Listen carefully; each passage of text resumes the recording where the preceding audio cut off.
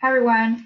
I imagine you're joining this tutorial because you are a speaker or a presenter for the upcoming ASC training. So I just wanted to share some general guidance, tips, and so forth for anybody that's going to be presenting on the Zoom platform for ASC.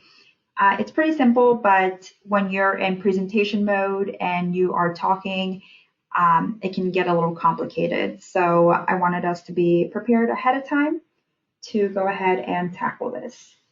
So before we even begin, I want to just give a general recommendation. If you have any windows up that you are not using for your presentation, go ahead and close out of those. So that includes Outlook, Microsoft Teams, Chrome, Gmail, whatever it might be. Reason being is if you have a notification pop up at any point, a new email, a chat, et cetera, can be a little bit distracting. So we don't want that. We want you to be as focused and feel as confident as possible during the presentation. So since I do have my Outlook closed, before I close it, I usually go into the Zoom calendar meeting thing and I pull the meeting information and I paste it into a Word document. And then I go ahead and I save it onto my desktop. So for purposes of this tutorial, we're going to be using two monitors. So you can see the one with the Word document is monitor 1. Then the one with the Windows logo is monitor 2. It's just really useful. So if you can use two monitors, I highly recommend that you do that. And you'll see that on the desktop of monitor 2, I have a Word document with the Zoom information.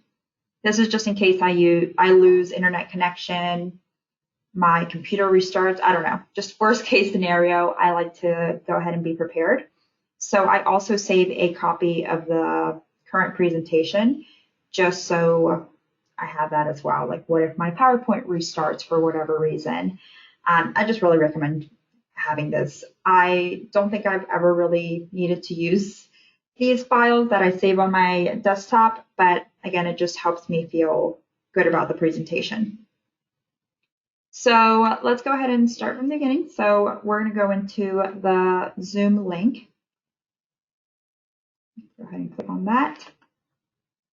If you have not used Zoom yet, please go ahead and make sure that you have the available software. I also recommend that you join the meeting early just in case there are any hiccups. We're going to open Zoom meetings. And so I am signed in as Dan Mills, which he's the owner of the account. He's the host. Once you are let in through the waiting room, you are going to get this audio option. So I think it defaults to computer audio.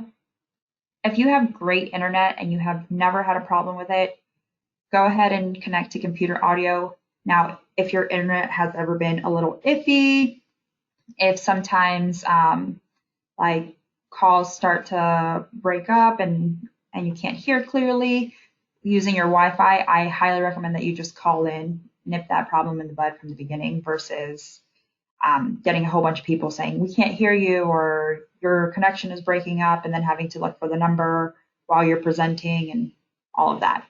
So if you do choose to call in, you're going to get this screen, and it's going to give you options for phone numbers that you can call.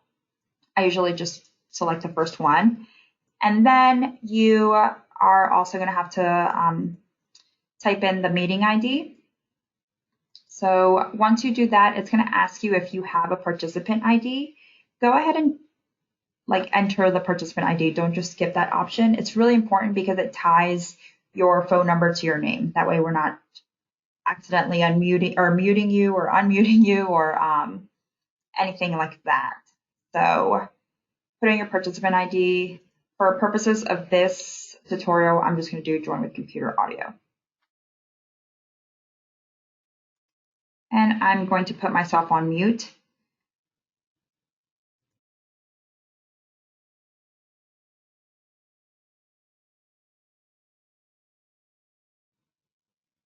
So this is the view that you're going to get at the beginning. If you are not in there as yourself, and I can see host, me, you can go here, that little arrow, and hit rename. I recommend that you do first name, last name, and your organization. So I hit OK, and that problem is fixed. So that was pretty simple. Then once you go on that screen, you'll see that you have the option to start video. You can see the participants. You can see the chat box. So that's easy enough. So test. Everyone gets that. And then you can also see, let me try to start the video on my iPad just to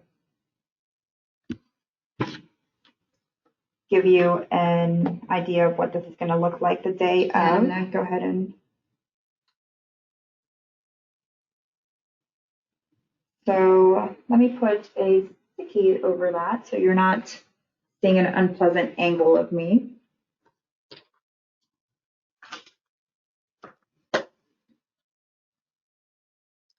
Great. So you can see, you'll see other people's videos here. Of course, we don't have it just because we're kind of in like testing mode here. But before you even go into sharing your screen, you'll only see this option if you have been assigned as a co-host or as a host. If you don't see that for whatever reason, you can type in a message to, you'll have Dan mailed as an option the day of. So say, hey, Dan, can you make me co-host so I can share my screen? And we'll go ahead and do that. You probably won't even have to worry about it though.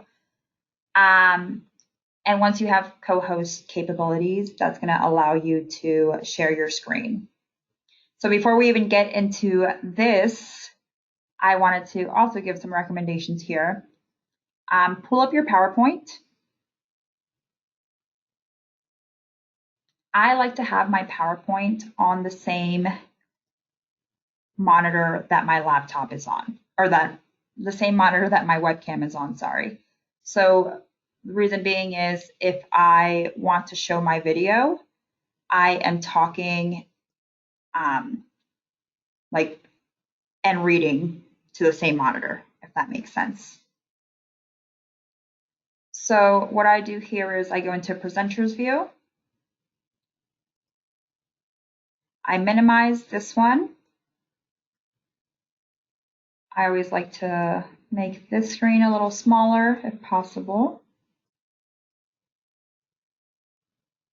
And I also like to scoot this guy over a little bit. Keep in mind here you have different options, so you can advance, go back. And here you also have access to view your presenter's notes. So once you go back into Zoom, go into share screen. I know that a lot of people will share the actual screen. So for example, screen 2. I personally prefer to share a window. So because my presentation is already like in presenter and presentation view, I just click the one. Because if you do get any notifications up, right now I'm recording this tutorial on GoToMeeting. So if I were to share my screen, you would be able to see that window from GoToMeeting there. But if I'm sharing like the program and the actual like window that I wanted you to see, that's not going to come up. So here it gets a little funky because you have this presenter stuff here, like all your options. So your view is a little bit differently, or your view is a little bit different. So here you can see the participants. What I like to do is, this is just me personally, I like to keep it up to the side or I'll minimize it. You can also go ahead and hit Alt H or go to the more. So these 3 little dots, more, and hit chat. I like to put the chat box to the side just so that I'm aware of what's happening. I'm not trying to look for it and find it during the presentation, and I like to put the webcams also to the side.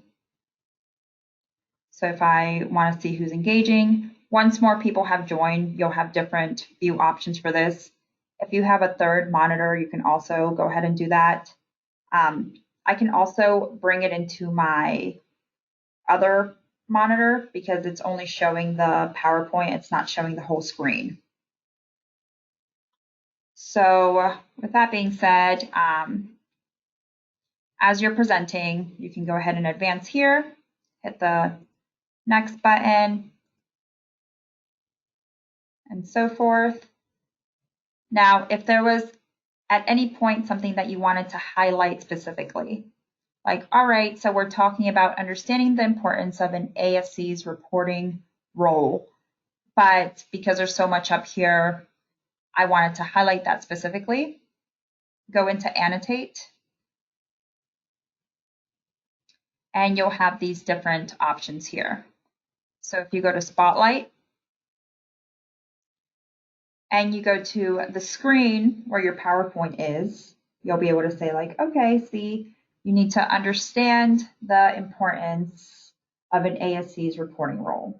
So this might be a little bit more useful if there's a chart, if you're trying to talk through different points, like we're going to identify this, then we're going to recognize the barriers, then we're going to go to understanding the importance. So that might be a good example of when that would be useful. If you wanted to turn off the spotlight, you can just go here to that little options box and hit mouse. And then you can go continue to do this, or you can click on the presentation as well. So I think that was basically it in terms of things that are going to be useful. It's just easier to get this set up at the very beginning. Again, when you're in the middle of the presentation, someone tells you that there are questions in the chat box, you're trying to like come up here, look for the chat box, see on what window it is it behind the presentation, is it minimized, like all that can just be a little tricky. So it's just really important that you get the setup right from the very beginning before you start your presentation. That way, again, you feel prepared. If there's ever, say you were doing that, you have all these other options here, like you can pause the share. So you can advance slides, but they're still going to stay on that, where are you located? And then you can go to resume share. Again, there's different options that are here that you can explore on your own. I just wanted to show you the basics today. But all in all, I think if you want to give this a try, if you want to give me a call, I can definitely help you out with that. Let me go to the last slide because that has my email in case you're not a part of the Center for Safe Sport. Feel free to give me a call and we can always go through, or shoot me an email and we can always go through this so that you feel comfortable with all of the settings. Keep in mind that there's going to be a few of us on the call that are pretty proficient in Zoom and we can help you out as well. We can read out the questions if you're having trouble finding the chat box. I like to keep the webcams to the side just so that I can see people's reactions when I tell a hilarious joke, which doesn't happen very often, but it just makes things a little bit more personable. So anyway, I hope this was useful and let me know if you have any questions. Thank you.